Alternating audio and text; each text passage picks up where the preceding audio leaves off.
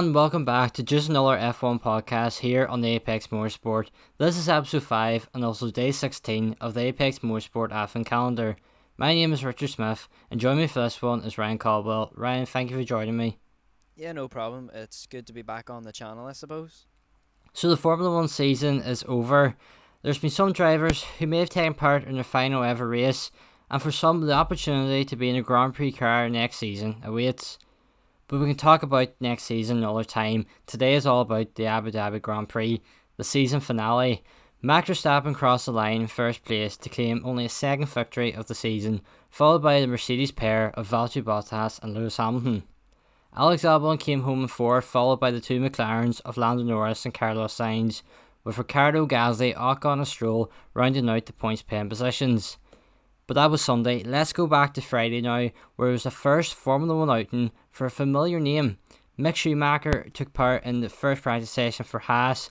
Ryan, what did you make of seeing Mick Schumacher on the grid, with of course the Schumacher name returning to the sport? Yeah, I think that's really, really good and fascinating to see another Schumacher finally back on the grid. Might not be the Schumacher that we know and love, but we never know. Some time could take development, and he could be the next Schumacher of Formula 1. So it's good to see him back, especially him partnering up with one of his father's, I suppose at the time, competitors, Kimi Raikkonen. He'll be in the field with him next year. It's going to be an amazing sort of sight to see next season. And I'll just wait and hope that, maybe some points follow. Yeah, it was an interesting practice session for Haas because obviously Romain Grosjean wasn't available for the race after his crash in Bahrain a few weeks ago, so Pietro Fittipaldi was in to replace him. So it meant that there was the Fittipaldi-Schumacher duo on the Formula 1 grid, which was quite cool. Of course, it wasn't the drivers from the past. It was their children or from grandson for Fittipaldi, but for Haas to be able to do that was quite cool. Right, could you see Schumacher using this time now, going into the first race of the season in possibly Australia? I think that's what's given, but we still don't know. This will be a little bit of experience in the Haas team. Do you think that will help him going forward into next season? I definitely think it does, because at least now he'll be sort of half familiar being around the team and understanding the way they work through a Grand Prix, especially just in practice. Getting that first practice session out of the way and done with means when he goes into the first practice again next season, he's going to be quite ready to understand what he needs to complete in terms of tasks to meet the criterias of each practice session, to help help him understand the car and help the engineers understand how the car is running at the very start of the season to optimize the best possible chance at a sort of half decent race in Australia, hopefully, if it is. But I think it definitely it will make an overall better experience for him in the long run. He is, of course, currently driving for Haas in the Young Drivers Test. It's officially called the Young Drivers Test, but Robert Kubica, Fernando Alonso, and I think Sebastian Buemi are all competing, but we'll not get into that. We'll move on to Saturday now of the Abu Dhabi Grand Prix and to qualifying, where we're seeing George Russell back down the bottom of the grid where he usually is in qualifying. Usually gets into Q2, but he didn't get out of Q1 this time. He is of course back in the team after replacing Lewis Hamilton for the Secure Grand Prix. Ryan, what did you make of George Russell's qualifying performance? Well, I think it was just due to an unsettlement within himself. If you go from a slow car to a really fast car, well, it's not much faster, but it is considerably faster. You're pulling nearly a second and a half each lap at best. So to go in for that extra pace, being able to go through corners faster due to the aero upgrades on the Mercedes compared to the Williams, when he was brought back, I think he was just a wee bit not as confident to just flick it into a corner as hard as he would normally do, because he's still not sure if he's adapting back to his own car again or not. So I think that's where we've seen him not push into Q2 this last race. I think it's really just down to that, not fully understanding his car again, because he was used to being in something faster. I know myself, if I went into a go-kart and I was flying laps around like a wee go-kart, and then I was put onto a lawnmower. Well, Yeah. that's a big sort of drastic sort of difference, but you wouldn't just flick a lawnmower as tight into a corner as you would a go-kart because you can feel there's more grip. Where a lawnmower, you'd probably tip it to be fair. But no, that's the way I see it anyway. But no, I think it was just down to not being completely comfortable again in the car. I definitely didn't think I would ever be talking about lawnmowers, racing lawnmowers in this podcast. It's quite crazy. One team who didn't have the best qualifying session was Renault, and what is their final qualifying session as Team Renault. They're of course rebranded as Alpine for next season. Esteban Ocon finishing in 11th, Daniel Ricciardo in 12th. Both drivers missing out on Q3. Right, were you disappointed with Renault, or do you think they're where they probably deserved this weekend? I was expecting a wee bit more out of qualifying for the Renaults because they showed sort of pretty decent pace throughout, practice 1, 2, and 3. So I was like, yeah, there's a chance one of them could get up into the third row of the grid here for starting of the race. But no, it just didn't seem to show, whether it was down to, you know, being in dirty air all the time on the track. But there was some opportunities where they could have really strived to push for a fast lap. But it really doesn't make that much sense because then, yes, I'm going to skip ahead here, but if we seen Daniel Ricciardo took the fastest lap, you know, yes, it was a race scenario, not so much qualifying, but I still think they had the ability to have performed a lot better in qualifying than what they did. If we move on to drivers who did have a decent qualifying session, one of those was one of Daniel Ricciardo's former teammates, Max Verstappen, on pole position. Don't think we were really expecting to see Verstappen on pole, although the news come out after qualifying and going ahead into the race that Mercedes had to turn down their engines for reliability. But at the time, we didn't really know that. Ryan, what did you make of seeing Max Verstappen claim pole position for this race? I was quite surprised. I really was. Like, because as we've known, these Honda engines, they're surprisingly good this year compared to the likes of the Ferrari engine or the Renault engine. But in saying that, that Honda engine has worked spectacularly. Yes, there has been issues as there is with all the engines this year. Obviously, apart from Mercedes, whatever's wrong with them, I don't know. Talk about zero tolerance, but no, I think it was good to finally see a non-Mercedes pole start for once. I thought we were going to be in for an interesting race, but yeah. Yeah, this is probably why we're talking more about the Saturday stuff than the Sunday stuff. But it was Valtteri Bottas who started alongside Verstappen on the front row. He had a point to prove this weekend after.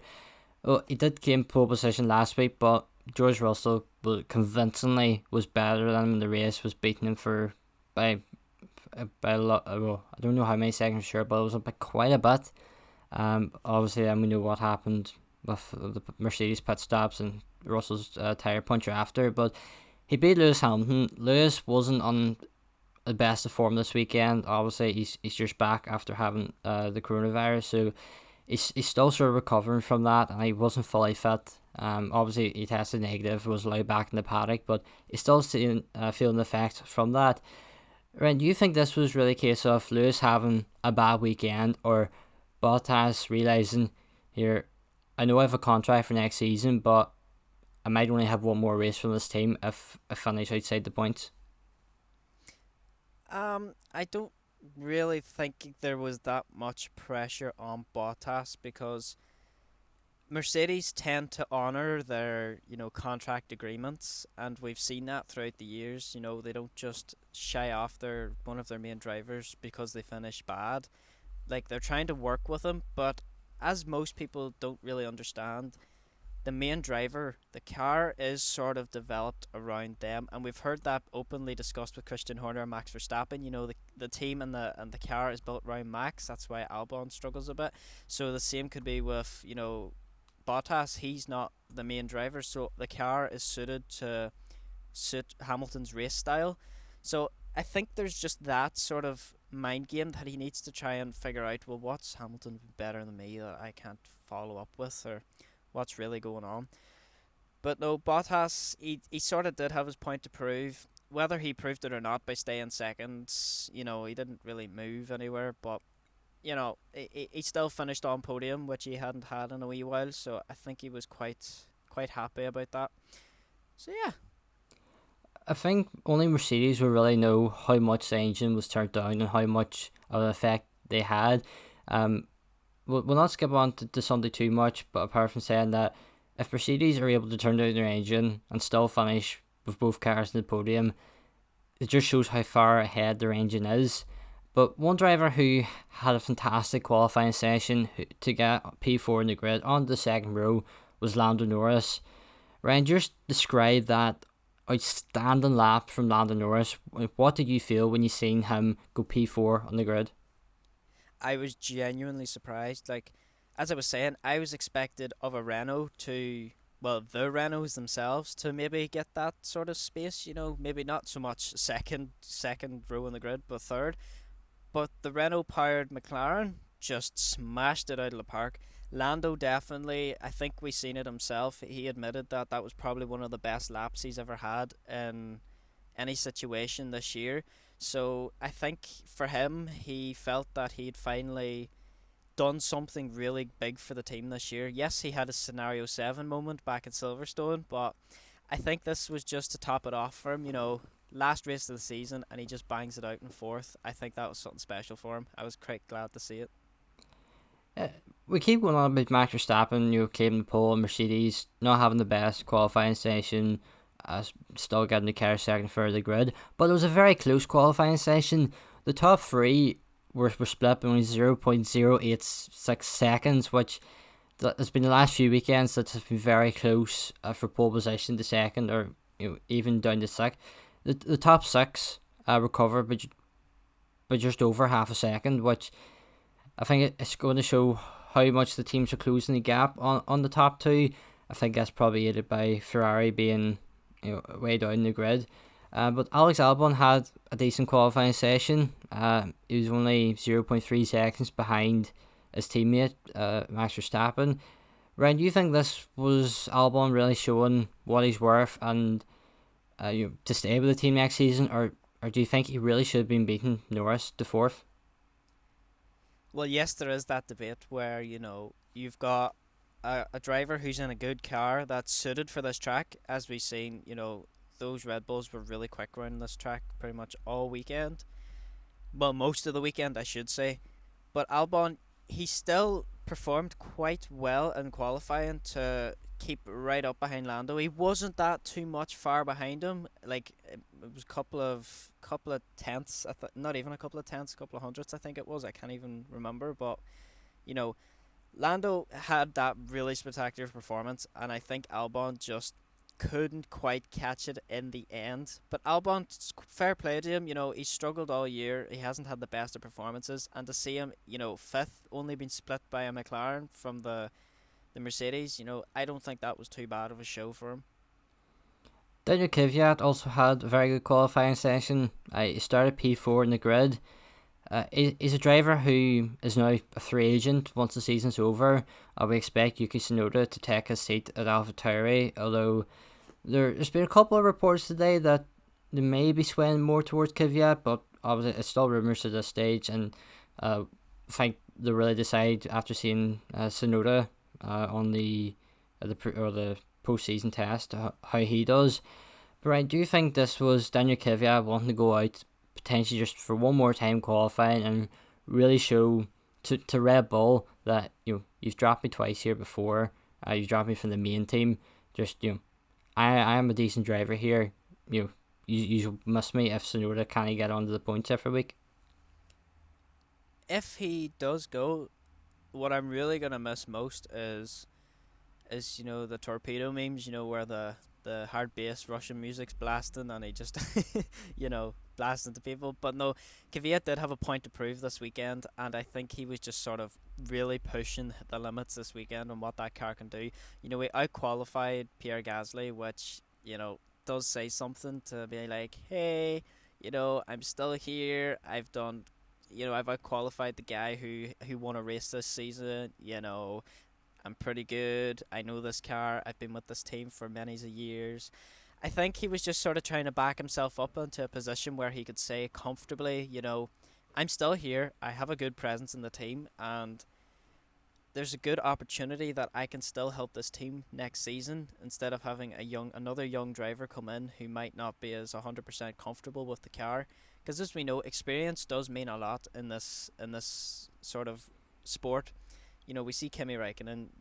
He's been here many years. He was racing before Hamilton even came into the sport, which just kind of shows a wee bit how long he's been about. But we're not gonna throw him off like that. But no, Kvyat did have his point to prove. He did show quite good pace throughout the race as well. So I think he did quite a solid performance. Yeah, Kimi Raikkonen made his Formula 1 debut in Australia in 2001. That's before either of us were born, so that just shows you how long he's been in the sport.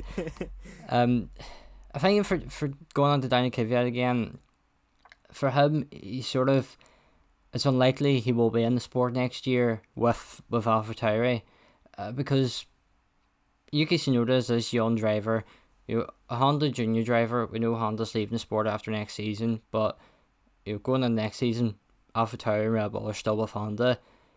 He had a decent season in Formula 2 and he's got the super license to make the step up. But for Red Bull are in the situation between Albon or Perez. And I think if Red Bull do choose to go for Perez, they'll have to question, right, is it Daniel Kvyat or Alex Albon if they don't go for Yuki Tsunoda? And could you see if Red Bull choose Perez, could you see them just letting go of Albon completely and keeping Kvyat in that seat?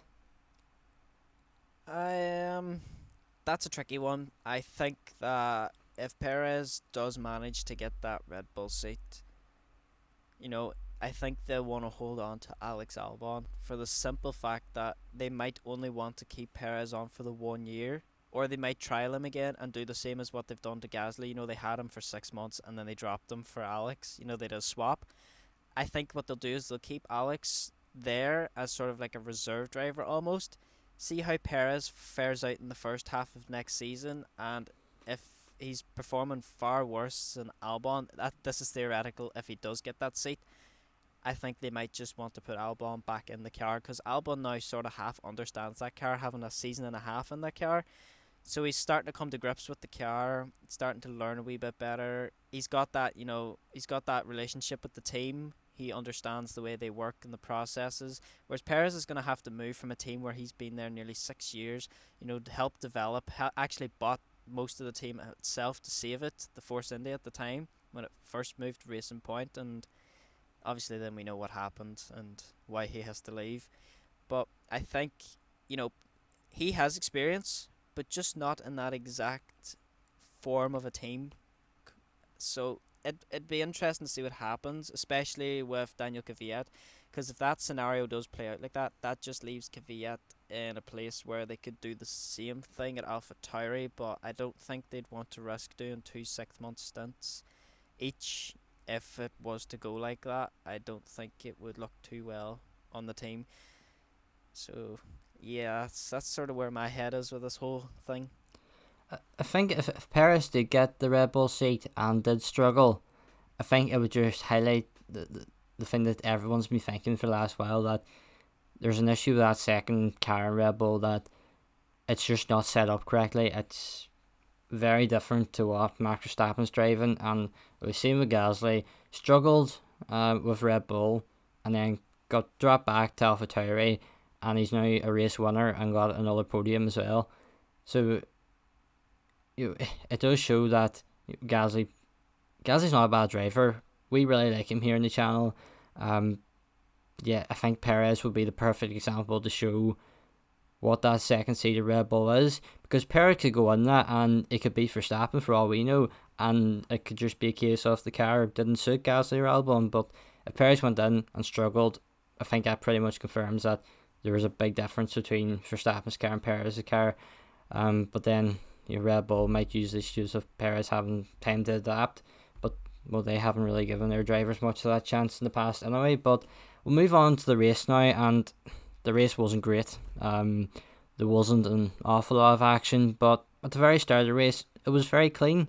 I think the cars got through without anyone hitting each other. I think the only incident was Pietro Fittipaldi locking up. But Max Verstappen finally got a good start, something that he has struggled with for the most part of the season. When you seen Verstappen get that good start, were you thinking, yes, he can just go off the distance now and win this race?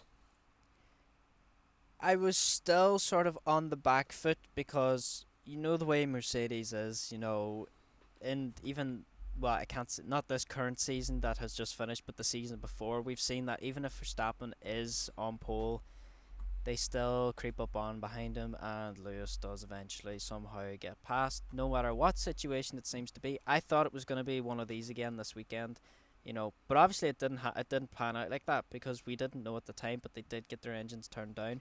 But I think when Verstappen finally had that 5 second gap after what was it, not even 10 laps, I was like, right, he's away, and so he did. He just kept pushing and pushing and pushing, and it does show that that car has got good pace, especially on a weekend and a track that suits it very well. Are you buying these comments from Lewis Hamilton saying that it's a wake up call for Mercedes, that Red Bull really do have the pace and they'll push Mercedes all the way next season? I don't entirely think that's true. We've seen Christian Horner throughout the whole season saying those Mercedes are fast in the straights, they're fast in the low speed corners. High speed corners, sometimes they do struggle a wee bit, but then they just use their DAS, and sure, that sorts everything. But obviously DAS won't be there next year, so I think that's maybe what Lewis was hinting towards. They won't have the exact same, not so much an advantage, but I suppose it was an advantage in a way, to sort of heat up the tyres to go better on restarts and slow speed corners. So I think it will be a wee bit closer maybe next year. Obviously 2022 is going to be closest it might ever be, depending on what way the regulations finally do get ruled out for in terms of car design. But I will be quite excited to see, if that Red Bull really does have that secret power hidden away that they're going to unleash next year on the Mercedes. It'd be nice to see another Red Bull Constructors Championship. Yeah, and that would end the Mercedes dominance, the 7 in a row. They're going for 8 next season, as well as 8 Drivers' World Championships in a row. As I said before, the race wasn't great, and the only real incident was a virtual safety car that was made into a full safety car when Sergio Perez's final race for Racing Point ended abruptly. Ryan, tell me about that incident and what happened, and do you think there was any need to go for the full safety car? Well, in terms of the safety car, it was initially the virtual safety car, which we know it just reduces the driver's speed, so they stick within a delta. So they can still sort of keep up to it at a decent speed, where it makes, pit stops a bit more of an advantage to people that's driving it a wee bit faster compared to other people that's slower. It gives them a wee bit more time compared to a full safety car where everyone starts to bunch up. But no, I think the full safety car, it sort of was and wasn't needed. It was, because he was on the left-hand side of the track, which is on a left-hand corner, which means cars are going to go out right when they come around that corner to move off and swing round. So it was quite avoidable, but in terms of the marshals, they had to come out because of the awkward place they've put him. And apparently the gap from where he turned on at the marshal post wasn't wide enough to bring the car in. It was just too narrow to push the car, and also the car's clutch wouldn't release. Normally what they do is they hold in the clutch, which allows the back wheels to unlock, which is why they had to wait for a telehandler to come pick it up and take it off. So I think that extra safety aspect was needed for the full safety car, and we have come to learn that it was more likely a gearbox issue, because if it was just an engine issue, it wouldn't have locked the rear axles, where if the gearbox had locked, well, the car's not going to move if it's stuck in gear. So I think that's what really happened. We talk about Perez. We spoke about Albon earlier as well. 2 drivers, they're both going for that Red Bull seat. But Albon put in a decent drive. Did he start the race from 5th and get up to 4th? Right. What did you make of Albon's race? I think, they just managed to focus the strategy a wee bit more on Albon this weekend, knowing Verstappen was way out in the clear. They were able to focus, right, how can we make sure this other second driver has the best possible opportunity to try and build his way up the grid. And so he did. He managed to, fight off, Lando Norris, and he actually complained over the radio saying, "Why is he going that fast? He's gonna wreck his tires." As if, why should you be caring about the other team? If anything, that's good for yourself. But no, he did get past, and he eventually, slowly but surely, caught up to the back of Lewis Hamilton. He was only a second and a half off. And as Christian did say at the end of the race, another couple laps we could have had him. And I do, believe that if he had got in within that 1 second gap with DRS, I think he could have been on the podium with Max that weekend. Alex Albon finished 7th in the driver standings. He had that huge gap back to 5th place. And he was closing into Lewis Hamilton, but he wasn't going to get past him. Do you think Red Bull should have pitted him and went for fastest lap, because he would have then finished 6th in the championship instead of 7th? It's one of those moments where it's like there was an opportunity where they seen within the last couple of, the last 10 laps that he was gaining really quick on Lewis. Well, not that quick, but quick enough that he could have the opportunity to pass. And maybe, yes, in the last 2 or 3 laps, they should have thought, right, judging on the telemetry data we have, he won't actually catch up within that second of Lewis Hamilton to pass in DRS. So they should have probably thought about going for the fastest lap, stick on the softs and wing it out for 2 laps and see what happens. But ultimately, whatever was going on in the pit wall at that time, they must have firmly believed that, he was going to be able to do it, but clearly not. You would think the Red Bull would see the easier option would be, to pit and to put on the fresh tyres and go for fastest lap. And if it doesn't come off, you still stay 7th in the standings. But if you get the fastest lap, you move up to 6th ahead of Carlos Sainz. That surely was the easier option than trying to overtake Lewis Hamilton, who we've seen wheel to wheel with Albon in the past hasn't been great.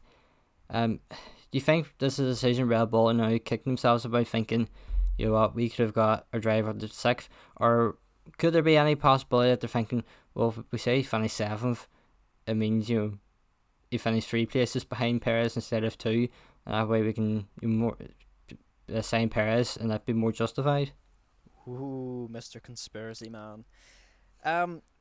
Another thing I just thought of on the topic of that was maybe they were thinking, ultimately it would be more constructors' points, and honestly it wouldn't have made a difference for them because none of the other teams behind them were going to catch them anyway. But just to say they were closer to Mercedes, I don't know what they were thinking, in terms of passing. They would probably have wanted to see Albon on the pole, to be fair, which is maybe why they did keep him out instead of bringing him in and denying him that opportunity, because the way he's been denied that opportunity a couple of times. Hamilton, maybe getting past Hamilton this time would have been a very, very amazing finish to his season, which, I can picture it in my mind how it would happen, just be all, that's what you get. But I don't know how to feel about that situation, between him and Perez. Yes, it could look a wee bit worse for him on paper, but, overall it's up to Mr. Christian and Helmut Marko to figure things out. See, one thing that I have read is both Christian Horner and Helmut Marko both want Albon to stay with the team, but it seems to be the owner of Red Bull that's really pushing for Perez. This is, of course, rumours. They're floating about, but surely, the owner of Red Bull should be talking to Helmut Marko and Christian Horner, who run the Formula One side of things, and could this cause potentially, a conflict within the Red Bull camp? And that, do you think that if Perez does come to Red Bull, knowing that, well, the two ones that run this team didn't really want me, and Albon sitting as in the garage as a reserve driver, do you think it might not make the atmosphere of Red Bull as pleasant as it should be? I think we see, it's hard to tell as well because Albon, he is a number 2 driver, so they have to analyze the risks and the benefits they'll gain from getting Perez. Now Perez, as we've seen, he wants to be a number 1 driver. Next season, if he had been staying with Racing Point, if Sebastian hadn't got a deal there, he definitely would have been predominant the number one driver over Lance Stroll, and I think the team even themselves would have accepted that because Perez has put in far better performance this season compared to Lance Stroll. You know, so I think him moving up, they have to see, could this be another Max Daniel situation where the two of them sort of want to be that number one driver? Because Daniel was ultimately the number one driver at the time, and then little Maximu came along and just showed that he was a far better driver. And it's a tough one to discuss. It's a hard one to balance out, but that's what they're going through right now. So to put the nail in the head, Perez probably would do a better job, but we can't tell exactly how the atmosphere would be in the garage just based on what we've seen in the past at Red Bull. If we move on now and go back to the race, Mercedes, we say they struggled. They still got both cars in the podium. But one thing that they did do well this weekend was a double stack pit stop. And I'm sure George Russell was watching back the race highlights thinking, oh no, a week too late. Last week he was denied his first victory in Formula 1, his first podium in Formula 1, because of the Mercedes pit stop error where they put Bottas's tyres on his car. Mercedes did a very good job this weekend. They got it right. They've worked on during the week trying to sort things out. I think different radio issues, but do you think what do you think George Russell's feeling after seeing Mercedes get this pit stop right? I think he would have been feeling, God damn COVID, why did you have to let him go? No, I think, for George, he was disappointed really badly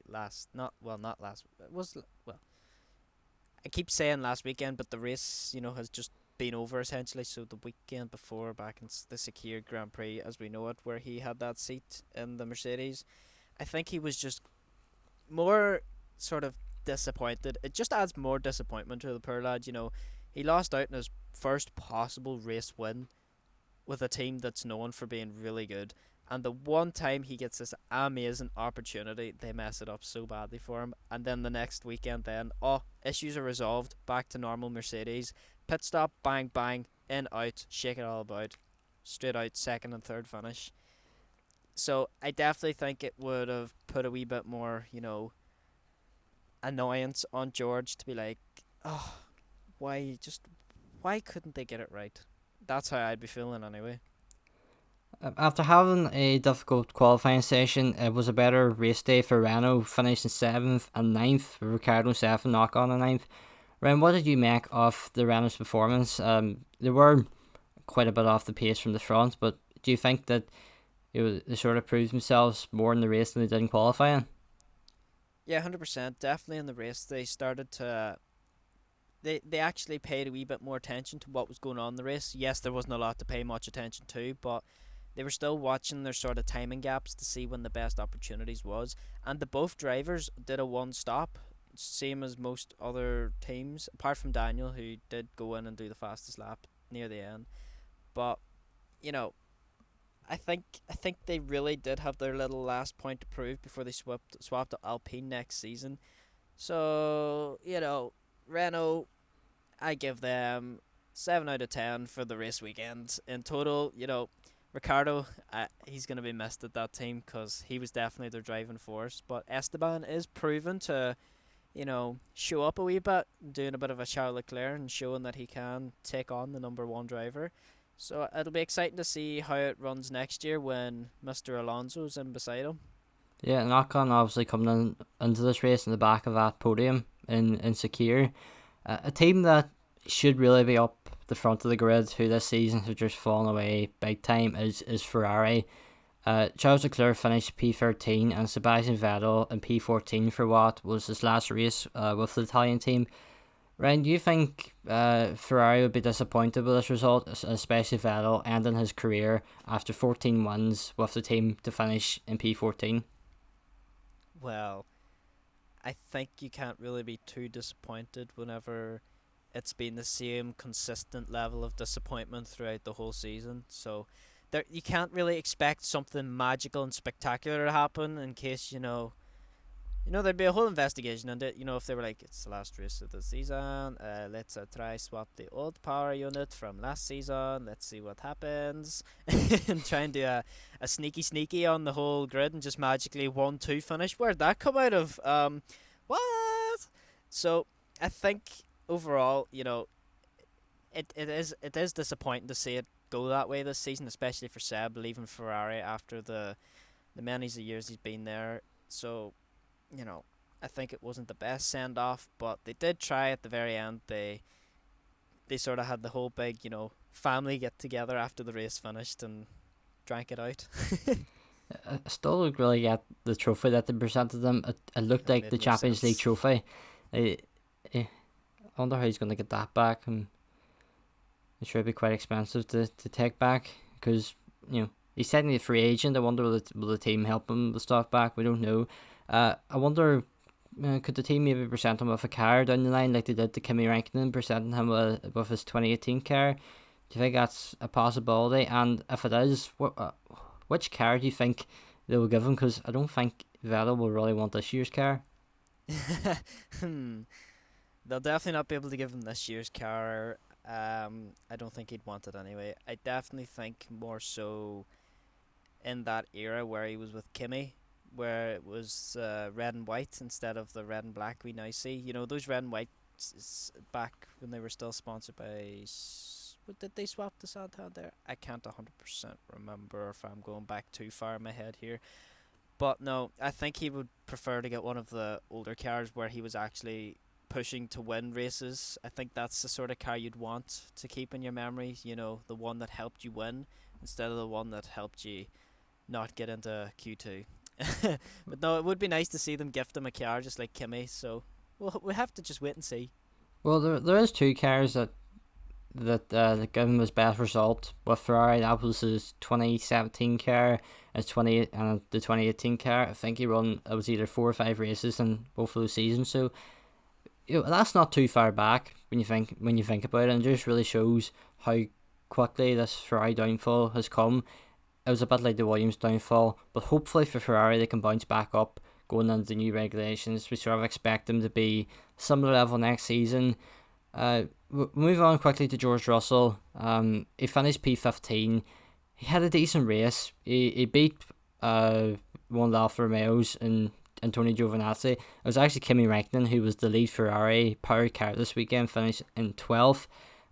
He also beat his teammate Nicholas Latifi and the 2 Haas cars of Magnussen and Fittipaldi. Ryan, what did you make of George Russell's first appearance back in a Williams car after his trip to Mercedes? Well, I think we have seen that he has just performed just as good as he normally does in that Williams. Maybe it's not as good as his normal, pushing it for P12 or even P11 at times, which tends to be because there's been two maybe DNFs throughout the race, but that doesn't come into play here. This is George we're talking about, Mr. Almighty George Russell. I think, to be fair to him, he did try his best in that race. He beat his teammate, which it just seems to be a common theme, isn't it? Which does show, that car, yes, it is slow, but George has a better understanding of how to get the best out of the car, which is how I feel he would be at Mercedes. Give him 1 year or even half a season, and I think he'd be able to understand and adapt to that car far better than Valtteri Bottas and extract the best performance. So, ultimately, he did have sort of a half good race after his very bad qualifying. He didn't move too much, to be fair to him, but he stood his ground and he still finished strong for the team in terms of what they were able to do. I think we've done well there to talk that long about the race, because it wasn't that good of a race. Before we move on to some Formula 1 news, we'll just quickly run through the top 5 in each of the final standings this season.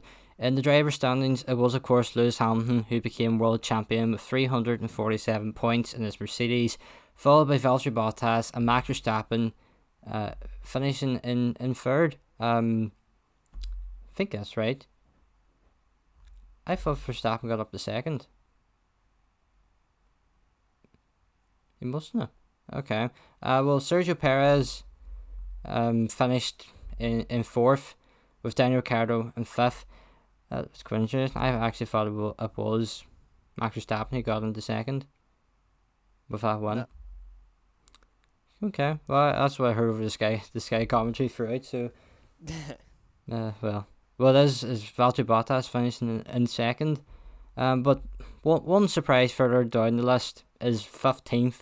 Ryan, without looking at it, who do you think finished in P15? In P15 in the standings? Yeah. Uh, Without looking, have a guess. Someone quite low this year.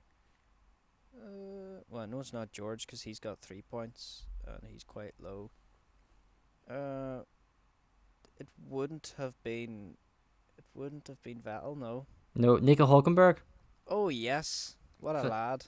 Finishing P15 on 10 points, which, for only competing in 2 races, 3 race weekends, 2 Grand Prix total, that's very impressive from him. So he done quite well there.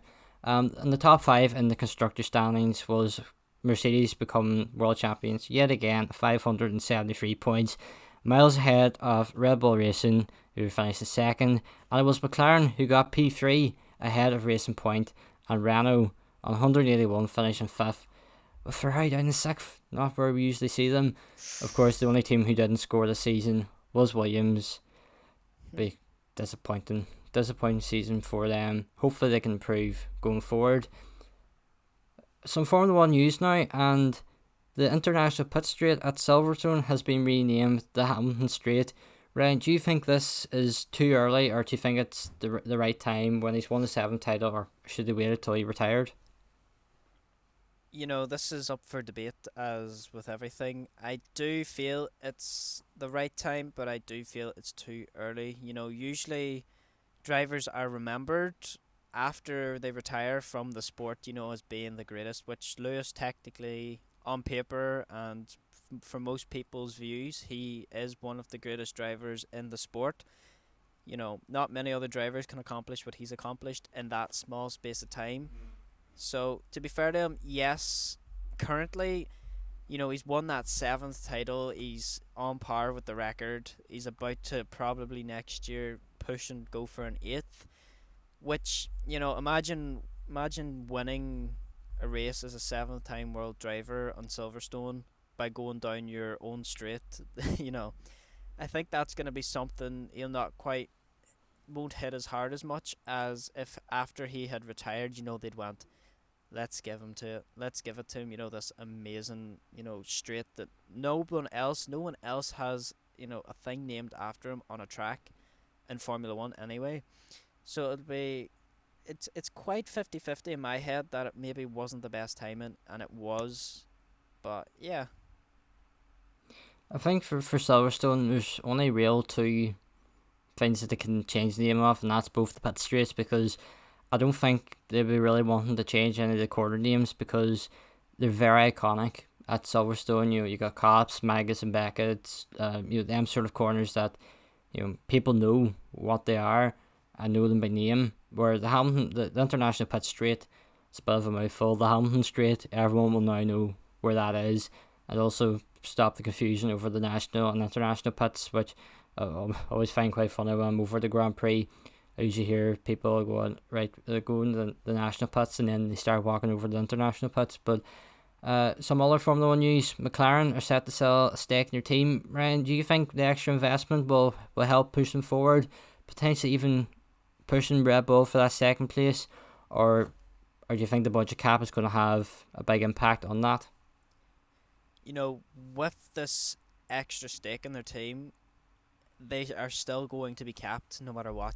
Every team's going to have a budget cap, and if they're getting more investment than what they normally have per year anyway, it's not going to affect too much in terms of that, in terms of developing the car. But what I will say is, let's just theoretically put, say the cars got damaged every race and they have to have parts constantly being rebuilt. Those parts don't come cheap for those cars because they still have to be remanufactured, and some of them are manufactured by hand. So that's probably where most of the money might go, is in terms of, even marketing and stuff like that. I don't think's included in the budget cap. I wouldn't think it would be anyway, but marketing and PR and parts. I think that's where the most of this investment might go. It could go outside as well. Developing the test facilities they have outside of the race itself. Simulators and all that. I think that's where most of the investment might go as well. Not so much just focus on the race. Because they're still going to be capped at the end of the day. You're not going to be able to spend more than what you're getting. So I think it won't have too much of an effect, but I hope to see McLaren really push development over the winter break. One thing I would like to see the money going towards is the McLaren Driver Academy, because we've always seen Lando Norris come through and we've seen Lewis Hamilton in the past, but they currently don't have anyone. I think they had Nick de Vries before he went to Mercedes in Formula E, but as far as I'm aware, they don't have anyone, or anyone at least in Formula 2 or Formula 3, ready to step up. Do you think, Ryan, if McLaren put this money into, say, British Formula 4 or even some of the karting, and get the next young driver? Because Lando Norris's career path has been very similar to Lewis Hamilton to this point. Do you think that potentially they could use this money to bring in the next driver to potentially be a replacement for Daniel Ricciardo when he decides to retire? Yeah, 100%. There's still time now for them to maybe pick up or focus on a driver who's maybe, sitting at 12 years old at the minute. 6 years down the line, will Daniel still be there? Maybe. If there's the chance for winning podiums and possible wins, I think why would you leave a team whenever they're starting to pick themselves back up again?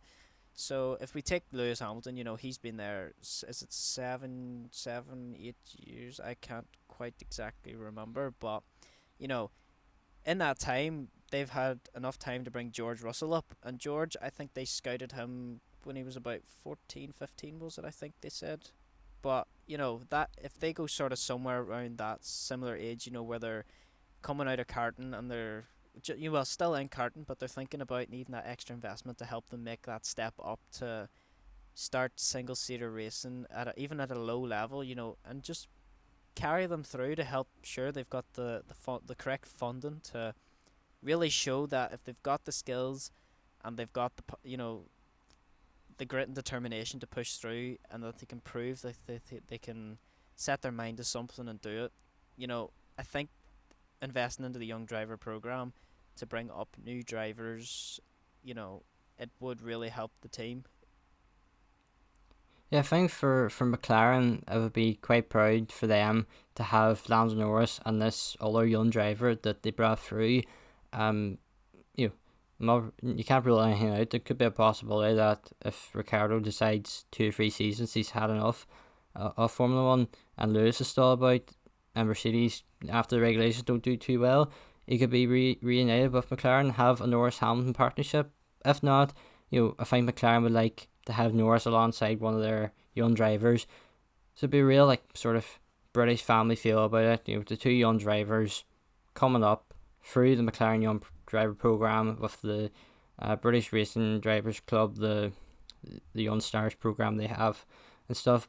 It would be nice for them, and I think for the McLaren fans to see 2 drivers that McLaren can say that their own drivers will be quite proud. Red Bull said they're only carrying over 60% of the car to next season. Ryan, do you think this 40% changes to the car, which have to fit somewhere in the regulations, will be enough to challenge Mercedes? If they focus on the right areas, if they know that it's their aero that's the problem, or the power unit, or anything down towards the main engine itself, there's areas they could think of, but obviously they're going to have to carry the engines over anyway, because Honda aren't going to develop any new engines for them. So they'll be carrying over that in the 60%. So if they're focusing towards aero, or even, battery distribution, and how they can work on, finding little areas where they can improve, maybe, cooling of the brakes under high intense forces so that they're ready to go again into another tight corner after a wee bit of a straight, those little areas where they can pick up a few tenths every lap is where they're really going to focus on, I think, and push the car towards their biggest limits to try and take on Mercedes next year. The final bit of news within the Formula 1 world is that the Ferrari boss, Louis Camilleri, do apologise, I have probably pronounced that wrong, but he has decided to retire. We're still waiting on confirmation of who will be the permanent replacement. I think it's John Elkann that's taking over temporarily.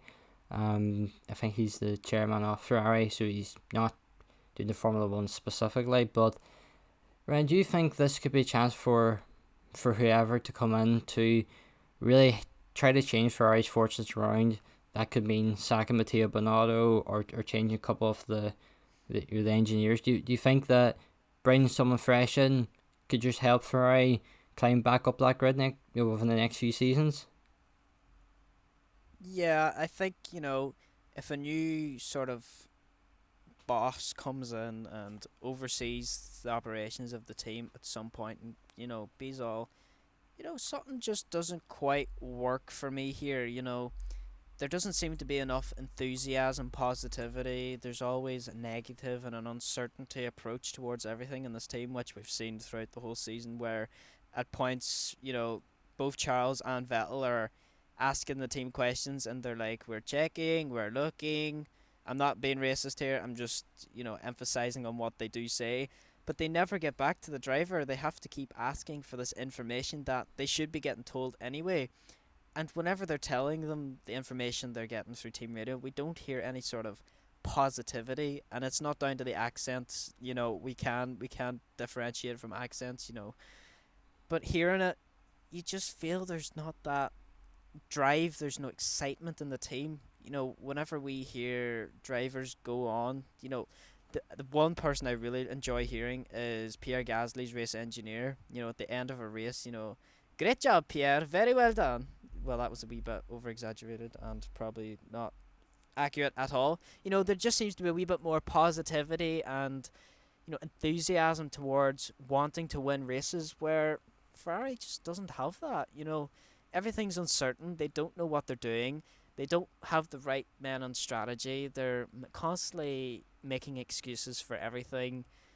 There needs to be a point where it's like, right, we need some changes. We need someone who knows what those changes need to be and needs to see them. Because if you have another guy comes in with a blind eye and doesn't know what's going on, it's another pointless season for Ferrari next year. And I'll just say that right now. But hopefully, if they get the right changes made, we could see an improvement next year for Ferrari. So I think that's all we have to discuss about Formula 1 for this podcast. Just before we end this podcast, just want to let you know what's coming up over the next few weeks. The Christmas Advent calendar is going to continue until Christmas Eve, where there's going to be an Apex Motorsport Christmas special featuring both me and Ryan, along with a few guests that have appeared on the channel since we started. But this is also going to be the final podcast from us until the new year. So I think we can technically say this is the end of Season 1. Season 2 will be looking towards the 2021 Formula 1 season, and that will hopefully be back in January, looking towards testing. So if you want to listen to the podcast, we hope you have a very Merry Christmas and a Happy New Year. And to everyone else, we do hope you've enjoyed this, and we'll see you again on the channel in a few days. Ryan, thank you for joining me again for this one. Hopefully we'll be back, as I said, in January. So thank you all so much for listening, and we hope to see you all next time. Goodbye.